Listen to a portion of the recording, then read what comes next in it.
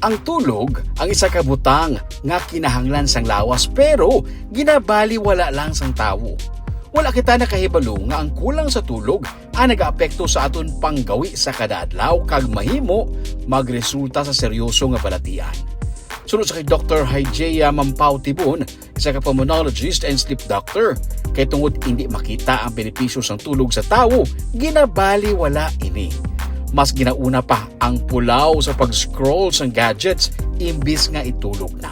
Isa sa mga reason is that possible be na ang mga effects sa tulog ta invisible, hindi mo makita mo. Oo. Mainly ang iyaha is improvements ang imuhang brain function, ang imuhang body, no? But these are the things na hindi mo right away makita. And most often, magamit ta ang time for sleep for some other tangible things, no? Na there are other mga less impactful habits, no? When we go to bed, sometimes instead of sleeping right away, no, we tend to scroll our phones, our tabs. So we spend a lot of time doing these less impactful habits. Wala kita nakahibalo nga ang tulog ang isa sa mga kinahanglanon sa tao para mabuhi. Ang tulog makabalik sang puwersa sang lawas kag ang epekto sini makaapekto sa halos tanan nga aspeto sang ikaayong lawas. Makapaayo ini sa brain function, kay kung insakto ang tulog mo, makabulig ini sa imong memory, makapabakod sa immune system, makapaayo sa cardiovascular health kag tissue repair.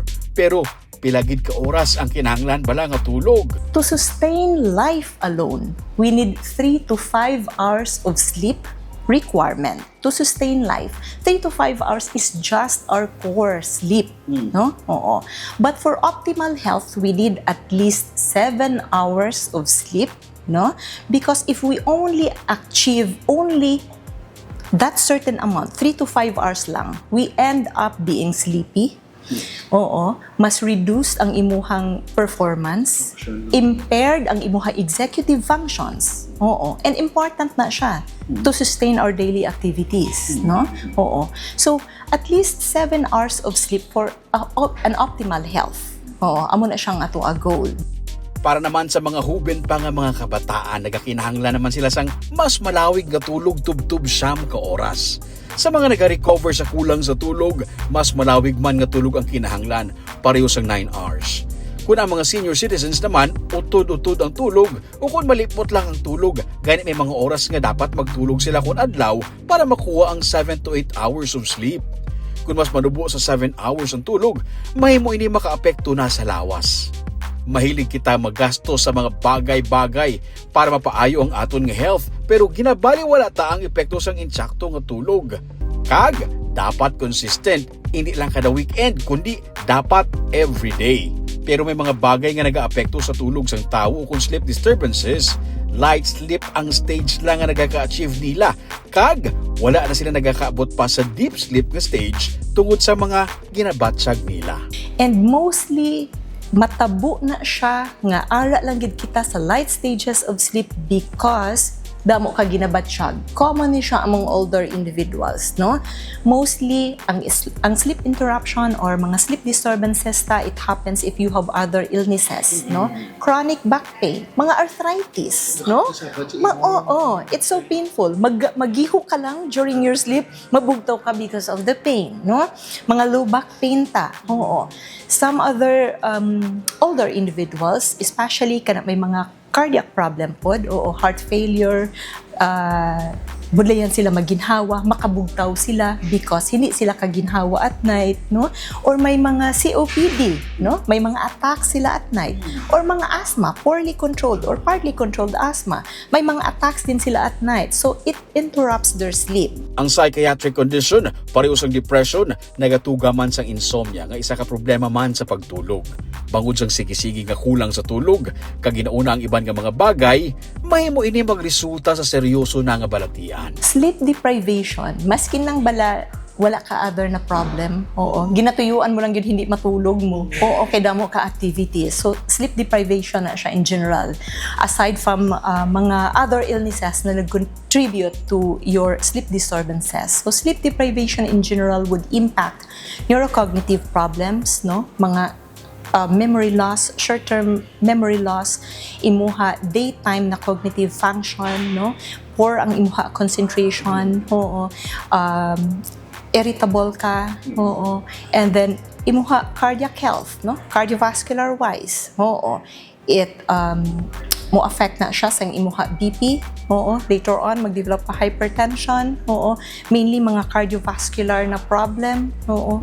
Amo na siya ang isa sa mga possible nato na complications of mga sleep deprivation. Tapos management of weight, no? Hormonal changes, isa din na siya. Depression sa imuha immune system. Oo. So kung kulang ka sa tulog, sleep deprived ka, you are prone to develop these illnesses and your recovery might be slower. Ang sleep apnea o kunang hinali nga pag-untat sa paginhawa kag pagbalik naman samtang nagakatulog ang isa sa mga rason kung nga interrupted ang tulog. Ang senyales ni amo ang sige-sige nga paghuragok sa kada pagtulog. Pinsartaan ay normal lang ini, ilabi na kung kapoy, pero pwede ini mangin simptomas na sang sleep apnea nga ginatawag. Kung habitual snoring, meaning kapoy or hindi, gasnore na gid ka every night, it's another story. Oo. So, snoring is one of the most frequent complaint of patients with obstructive sleep apnea. Oo, isa na siya sa mga complaint. Although not all sleep apnea patients snores, oo, pero isa na siya sa pinaka-common. Bangod sini, ang katupad sa katres ang sini nga mga nagahuragok, amo naman ang hindi makatulog bangod sang gahot. Ini naman ang may mga sleep apnea pagbugtaw. Kapoy ang lawas, hindi satisfied sa tulog. Apektado na ang bilog nga adlaw, permi na lang malipaton kag irritable. Gani may ginatawag na Sleep Study Laboratory sa Riverside Medical Center. May ara na sang sleep clinic. Ma-overnight ka diri para matun-an ang imo nga tulog kag makita kung ano ang diferensya. It's an overnight test lang gina siya. Mas sleep over lang na. Matulog. That's why sleep study mo. Dahil ano lang gid siya, matulog lang gid kada. Oo, wala na kalain obrahon. But damo lang gid na siya ba mga leads na i-attach sa imo, no? So we need to check kung tulog ka ba or not. Oo. So may mga leads na naka-attached in your head. Oo. And then may parang i-attach na parang pag-determine sang imuhang labas-masok sa oxygen. Oo, nasal pressure transducer. Parang nasal cannula na siya attached to your nose just to determine the airflow. May ara din na siya jutay, gamay, very tiny na microphone, no, to determine the magnitude of your snoring. Attached also overnight is pulse oximeter to determine the amount or the degree of pagnubo sa imong oxygenation at night during the time na wala ka ga-breathe, no? May ara din na siya ECG actually na naka-attach to your chest to check lang for the rhythm sa imong heart rhythm during the time na lubo imong oxygenation, and may mga apneas ka. May belts din around your chest and abdomen, no? To check lang sa imong breathing pattern. So all of this naka-attach na sa imong during sleep. Ang kabilugan nga sitwasyon sang lawas kung nagakatulog ang may baluan, pinaagi sini.